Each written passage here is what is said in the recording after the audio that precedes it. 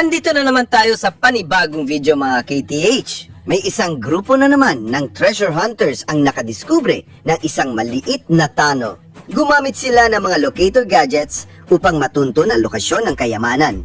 Ang mga gadget na ito ay kayang mag-detect ng ginto at iba pang uri ng metal. Bukod dito, napakaalaga rin ang gamit nito sa pagtukoy ng mga traps o patibong sa paligid ng operasyon. Sa pamamagitan ng advanced technology ng locator gadgets tulad ng ground penetrating radar at metal detectors, na-identify agad ang posibleng lokasyon ng mga nakabaong bagay, lalim at pati na rin ang mga kakaibang signal na maaring indikasyon ng patibong o anomalaya sa lupa. Dahil dito, mas naging ligtas at epektibo ang kanilang paghahanap ng kayamanan. Kung mapapansin ninyo, ang loob ng tunnel ay gawa ng tao. Masyado malinis at pantay ang pagkakayari sa loob. Kaya malinaw na hindi ito natural na lagusan. Isa itong palatandaan na posibleng may itinagong kayamanan sa loob.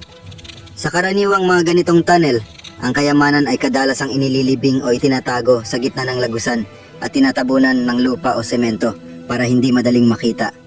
Madalas din itong sinisiguro ng mga nagtago ng kayamanan sa pamamagitan ng paggamit ng anti-detector. Ibig sabihin, may mga materyales o hadlang na sinadya nilang ilagay para hindi basta-basta ma-detect ng ordinaryong metal detector ang mga metal sa ilalim.